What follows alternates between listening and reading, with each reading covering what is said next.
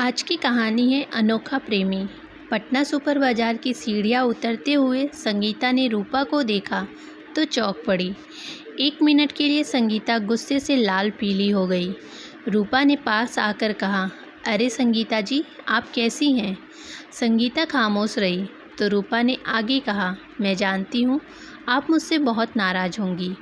इसमें आपकी कोई गलती नहीं है। आपकी जगह कोई भी होता तो मुझे गलत ही समझता। संगीता फिर भी चुप रही। उसे लग रहा था कि रूपा सिर्फ बेशर्म ही नहीं बल्कि अव्वल नंबर की चापलूस भी है। रूपा ने समझाते हुए आगे कहा, संगीता जी, मेरे मन में कई बार यह ख्याल आया कि आपसे मिलूं और सब कुछ आपको सच सच बता दूं, मगर सुधीर जी ने मुझे कसम देकर रोक दिया था। सुधीर का नाम सुनते ही संगीता के तन बदन में आग लग गई। वही सुधीर जिसने संगीता से प्रेम का नाटक करके उसकी भावनाओं के साथ खेला था और बेवफाई करके चला गया था। संगीता के जीवन के पिछले पन्ने अचानक फड़फड़ाकर खुलने लगे। वह गुस्से से लाल पीली हुई जा रही थी।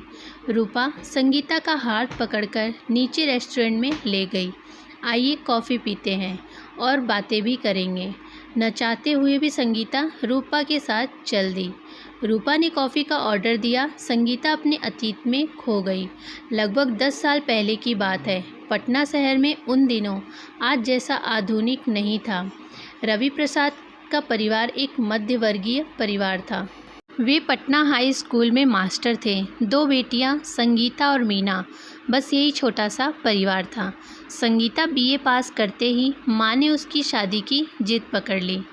उसकी जन्म कुंडली की दर्जनों कॉपियाँ कराकर उन पर हल्दी छिड़क कर तैयार कर ली गई। एक तरफ पापा ने अपने मित्रों में अच्छे लड़के की तलाश शुरू कर दी तो दूसरी ओर माँ ने टिफ़िन की कॉपी हर बुआ, मामी और चाचियों को बांट दी। दिन बीतते रहे, कहीं भी विवाह तय नहीं हो पा रहा था।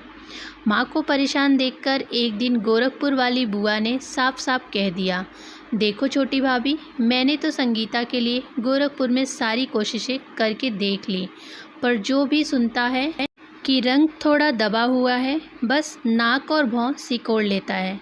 अगर दीदी रंग थोड़ा दबा है तो क्या हुआ, कोई मेरी संगीता की खोट तो निकाल दे।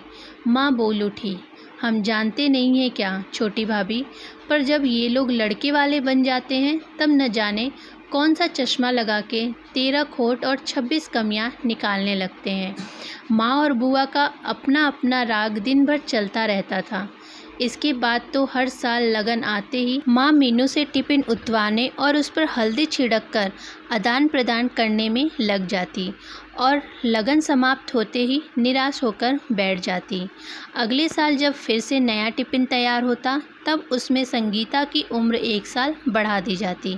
सिलसिला साल दर साल चलता रहा। धीरे धीरे संगीता में एक परिवर्तन आने लगा। वह हर अपमान और स्वीकृति के लिए अभ्यस्त हो चुकी थी, मगर माँ बाप को उदास देखती तो आहत हो उठती थी। आखिर एक दिन माँ को उदास बैठे देखकर संगीता बोली, माँ, मैंने फैसला कर लिया है कि शादी नहीं करूँगी। तुम लोग मीना की शादी कर दो तो क्या जीवन भर कुंवारी बैठी रहोगी? माँ ने डांटा, तो क्या हुआ माँ, कितनी ही लड़कियाँ कुंवारी बैठी हैं, मैं बिन ब्याही रह गई तो कौन सा पहाड़ टूट पड़ेगा। देखो सानू दीदी ने भी तो शादी नहीं की, क्या हो गया उन्हें, मौज से रह रही हैं। हमारे खानदान की लड़कियां कुंवारी नहीं रहती। इतना कहकर माँ गुस्से में पैर पटकती हुई चली गई। 5 वर्ष बीत गए। संगीता ने एमए कर लिया और मगध महीना कॉलेज में लेक्चरर की नौकरी भी मिल गई। अपने कॉलेज और पढ़ाने में ही वह व्यस्त रखने लगी खुद को। संगीता अक्सर सोचा करती थी, यह कैसी विडंबना है कुदरत की कि रूप आकर्षक न होने की वजह से उसके साथ साथ पूरे परिवार को पीड़ित होना पड़ रहा है। वह कुदरत को अपने प्रति हुई नाइंसाफ़ी के लिए बहुत कोसती थी। वह सोचती कि आखिर उसका क्या कसूर है। शादी के समय लड़की के गुणों को रूप के आवरण में लपेटकर न जाने कहाँ फेंक दिया जाता है। एक दिन पापा ने जब मनोज बाबू से रिश्ते की बात चलाई तो माँ सुनते ही आग बबूला हो गई। आप सठिया तो नहीं गए? मनोज अपनी संध्या से 14 साल बड़ा है। आप लड़का ढूंढने चले हैं या बूढ़ा बैल?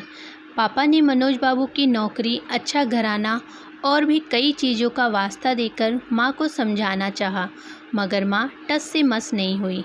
एक दिन संगीता जब कॉलेज से घर लौटी तो उसने देखा बरामदे में कोई पुरुष बैठा मम्मी पापा के साथ बड़े अपनेपन से बात कर रहा था। वह उसे पहचान पाने में विवश थी। तभी पापा ने परिचय कराते हुए कहा, मेरी बड़ी बेटी संगीता, यही महिला कॉलेज में लेक्चरर है, और आप हैं शोभा के देवर सुधीर। संगीता ने देखा, बड़े ही सलीके से खड़े होकर उसने हाथ जोड़े। उत्तर में संगीता ने नमस्ते किया, फिर वह अंदर चली गई। सुधीर अक्सर संगीता के घर आने जाने लगा। बातचीत करने में माहिर सुधीर बहुत जल्दी ही घर के सभी सदस्यों का प्यारा बन गया। पापा से राजनीति पर बहस होती तो माँ से धार्मिक वार्तालाप। मीना को चिढ़ाता भी तो बहुत आत्मीयता से। मीना भी हर विषय में सुधीर की सलाह जरूरी समझती थी। कई बार मम्मी पापा उसे झिड़क भी देते, जिसे सुधीर हंसकर टाल देता। सुधीर स्वभाव से एक आज़ाद ख्याल का व्यक्ति था। वह साहित्य, दर्शन, विज्ञान या प्रेम संबंधों पर जब संगीता से चर्चा करता तब उसकी बुद्धिमत्ता की बरबस ही सराहना करने को उसका जी चाहता था। उसकी आवाज़ में एक प्रवाह था जो किसी को भी अपने साथ बहा कर ले जाने में सक्षम था। सुधीर संगीता के कुटिल जीवन में हवा के ताजे झोंके की तरह आया। संगीता को धीरे धीरे सुधीर का साथ अच्छा लगने लगा। अब तक संगीता ने अपने को दबाकर, मन मारकर जीने की कला सीख ली थी, मगर अब सुधीर का अस्तित्व उसकी मनोभावों पर हावी होने लगा था और संगीता अपनी मनोभावनाओं पर से अंकुश खोने लगी थी। अंजाम सोचकर वह भय से कांप उठती थी, क्योंकि प्रेम की राहें इतनी सक्रिय होती हैं कि इनसे वापस लौटकर आने की गुंजाइश नहीं होती। नारी को एक प्राकृतिक उपहार प्राप्त है कि वह पुरुष के मन की बात बगैर कहे ही जान लेती हैं। इसीलिए संगीता को सुधीर का झुकाव भांपने में देर नहीं लगी। आखिर एक दिन इस अप्रत्यक्ष भावनाओं को शब्द मिल ही गए। सुधीर ने अपने प्रेम का इजहार कर दिया। प्रतीक्षारत संगीता का रोम रोम पुलकित होता।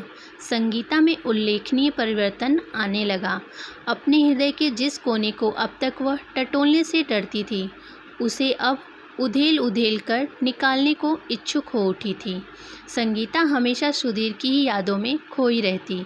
हमेशा खामोश नीरस रहने वाली संगीता अब गुनगुनाती, मुस्कुराती देखी जाने लगी। संगीता ने एक दिन माँ को सब कुछ बता दिया। माँ को तो सुधीर पसंद ही था। वह खुश हो गई। पापा भी उसे पसंद करते थे। आखिर एक दिन पापा ने सुधीर से उसके पिताजी का पता मांग लिया। वे वहां जाकर शादी की बात करना चाहते थे। सुधीर ने बताया कि अगले ही महीने पिताजी पटना आ रहे हैं, यहीं बात कर लीजिएगा। 3 महीने बीत गए, सुधीर के पिता नहीं आए। सुधीर ने भी धीरे धीरे आना जाना बहुत कम कर दिया। 1 सप्ताह तक सुधीर संगीता से मिला ही नहीं, तो वह सीधे उसके ऑफिस पहुंची। वहां पता चला कि आजकल वह छुट्टी पर है। संगीता सीधे सुधीर के घर जा पहुंची। दरवाज़ा खटखटाया। सुधीर ने ही दरवाज़ा खोला।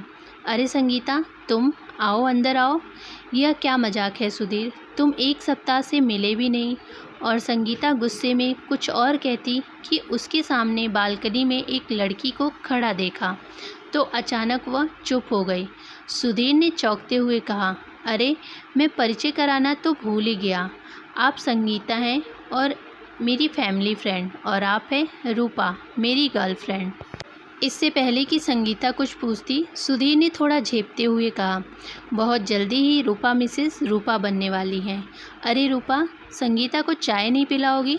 संगीता को मानो काटो तो खून नहीं। उसे यह सब अजीब लग रहा था। उसका मन करता था कि सुधीर को झकझोर कर पूछे कि आखिर ये सब क्यों कर रहे हो। रूपा रसोई में गई तो संगीता ने आंखों में गुस्सा जताते हुए कहा, सुधीर प्लीज़, मजाक की भी कोई हद होती है। यह क्या है जो मुंह में आया बक दिया? यह मजाक नहीं, सच है संगीता कि हम दोनों शादी करने वाले हैं। सुधीर ने बेहिचक कहा। संगीता को लगा मानो वह फफक कर रो पड़ेगी। वह झटके से उठी और बाहर चली गई। वह कैसे घर पहुंची उसे होश भी नहीं था। घर पहुंचकर देखा तो माँ सामने बैठी थी। वह अपने आप को रोकते रोकते भी माँ से लिपट गई और रोने लगी। माँ ने भी कुछ नहीं पूछा, वह जानती थी कि रोने से मन हल्का होता है। इस घटना से संगीता को बहुत बड़ा आघात लगा। वह इस बेवफाई की वजह जानना चाहती थी, पर उसका अहंकार उसे पूछने की इजाज़त नहीं दे रहा था। संगीता एक समझदार लड़की थी, इसीलिए सप्ताह भर में ही उसने अपने आप को संभाल लिया। वह फिर से शांत और खामोश रहने लगी। धीरे धीरे सुधीर के प्रति उसकी नफरत बढ़ती गई। उधर सुधीर ने भी अपना तबादला रांची करवा लिया और संगीता से दूर चला गया। इस समूची घटना से पूरे परिवार में सबसे ज़्यादा आहत संगीता के पापा थे। ऐसा लगता था जैसे मौत ने जिंदगी को परास्त करके उन्हें काफ़ी पीछे ढकेल दिया। मीना भी इन दिनों संगीता का कुछ ज़्यादा ही ख्याल रखने लगी थी। माँ की डांट न जाने कहाँ गायब हो गई थी। संगीता को लग रहा था कि वह आजकल सहानुभूति की पात्र बन चुकी है। यह सहसा उसे सुधीर की बेवसाई से कहीं ज़्यादा ही आहत करता था। एक दिन संगीता ने पापा से मनोज बाबू के साथ रिश्ते की स्वीकृति दे दी। संगीता की शादी हो गई। मनोज बाबू के साथ एडजस्ट होने में संगीता को तनिक भी परेशानी महसूस नहीं हुई। संगीता ने पूरे परिवार का दिल जीत लिया। आज शादी के 4 साल बीत गए, मगर संगीता को पता है कि उसके लिए जीवन मात्र एक नाटक का मंच बनकर रह गया है। संगीता एक पत्नी, एक बहू और एक प्रोफेसर और माँ बनकर तो जी रही थी, मगर सुधीर के उस आत्मीय तिरस्कार ने इतनी आहत हुई थी कि उसे पुरुष शब्द से ही नफरत हो गई थी। यही वजह है कि वह मनोज बाबू के प्रति आज तक भी पूरी तरह समर्पित नहीं हो पाई। वैरे ने कॉफ़ी लाकर मेज पर रखी, तब अचानक ही संगीता की तंदा टूटी। इससे पहले कि वह रूपा से कुछ पूछती, एक पुरुष की आवाज़ पीछे से आई। ओ रूपा, तुम यहाँ बैठी हो और मैंने सारा सुपरमार्केट छान लिया। यह मेरे पति हैं, विलय। रूपा ने से परिचय करवाया। और यह मेरी मित्र संगीता।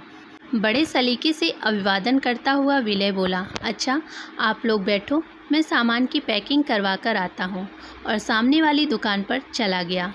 तुम चौंक गई ना? रूपा ने मुस्कुराते हुए संगीता से कहा। तो तुम्हें भी सुधीर ने धोखा दे दिया? इतना गिरा हुआ इंसान निकला वह। नहीं संगीता, सुधीर बेहद नेक इंसान है। उस दिन तुमने जो देखा वह सब एक नाटक था। यह क्या कह रही हो तुम? संगीता लगभग चीख उठी थी। रूपा संगीता को हकीकत बयां करने लगी। सुधीर मुझे ट्यूशन पढ़ाया करते थे। एक दिन सुधीर को परेशान देखकर मैंने कारण पूछा। पहले तो सुधीर बात को टाल रहे थे, फिर उसने तुम्हारे साथ घटी पूरी प्रेम कहानी मुझे सुनाई कि मेरी बड़ी बहन शोभा ने पटना आते वक्त उसे तुम्हारे बारे में काफ़ी कुछ बता दिया था कि तुम हीन भावना की शिकार हो। मनोविज्ञान का विद्यार्थी होने के नाते सुधीर को यह समझने में तनिक भी देरी नहीं लगी कि तुम्हारे इस हीन भावना से उबारने का क्या उपाय हो सकता है। पहले तो सुधीर ने तुम्हारे मन में दबे हुए आत्मविश्वास को धीरे धीरे जगाया, जिसके लिए तुमसे प्रेम का नाटक करना जरूरी था। लेकिन इस नाटक का फ़ायदा संगीता आगे जानने के लिए जिज्ञासु थी, इसीलिए कि तुम मनोज बाबू से विवाह कर लो। लेकिन तुम और सुधीर तो शादी करने वाले थे। उस दिन सुधीर ने कुछ ऐसा ही कहा था। वह भी तो सुधीर के नाटक का एक अंश था। रूपा ने कॉफ़ी का प्याला उठाकर एक घूंट भरते हुए आगे कहा, संगीता, मैं भी तुम्हारी तरह उनकी एक शिकार हूँ। मैं भी जीत से प्रेम करती थी। जीत ने किसी और लड़की से शादी कर ली तो मैं इतना आहत हुई कि अपना मानसिक संतुलन ही खो बैठी। डॉक्टर ने मुझे मानसिक आघात का पहला चरण बताया। उन्हीं दिनों पिताजी को सुधीर मिल गए और मुझे सुधीर जी ने अपनी चतुराई से उस कुंडा से बाहर निकाला और ज़िंदगी से प्रेम करना सिखाया। उन दिनों सुधीर से मैं प्रभावित होकर उनसे प्रेम करने लगी थी, लेकिन उन्होंने तो बड़ी शालीनता से, बड़े प्यार से मुझे समझाया कि वे मुझसे शादी नहीं कर सकते। हाँ, लड़कियों के दिलों से खेलने वाले लोग भला शादी क्यों करेंगे? संगीता बोल पड़ी। नहीं संगीता नहीं, बीच में ही बात काटकर रूपा ने कहा। उन्होंने मुझे कसम दिलाई थी, पर मैं अब वह कसम तोड़ रही हूँ। आज मैं तुम्हें सब कुछ बता दूंगी। सुधीर जी को गलत मत समझो, उन्होंने कभी किसी से कोई फ़ायदा नहीं उठाया। असल में सुधीर जी इसीलिए शादी नहीं करना चाहते क्योंकि उनकी ज़िंदगी मौत के दरवाजे पर दस्तक दे रही है। सुधीर को ब्लड कैंसर है। मौन खामोश संगीता की आंखों में आंसू बूंद बनकर टपक पड़े। रुमाल से आंखें पोंछती हुई संगीता ने भरे गले से पूछा, अब वे कहाँ हैं? पता नहीं, जाते वक्त मैंने लाख पूछा मगर वह मुस्कुराकर टाल गए। रूपा ने एक पल रुककर फिर कहा, सुधीर जी जहाँ भी होंगे किसी न किसी रूपा या संगीता के जीवन का आत्मविश्वास जगा रहे होंगे। रूपा तो चली गई पर संगीता को लग रहा था कि अगर आज रूपा नहीं मिलती तो जीवन भर सुधीर के बारे में हीन भावना लेकर जीती रहती। सुधीर जैसे विरले ही होते जो अपनी नेक नामी की बलि चढ़ाकर भी परोपकार करते हैं। तो फ्रेंड्स, कैसी लगी कहानी कमेंट बॉक्स में कमेंट करके ज़रूर बताइएगा। कहानी अच्छी लगी हो तो वीडियो को लाइक शेयर एंड चैनल को सब्सक्राइब जरूर कर लीजिएगा। धन्यवाद।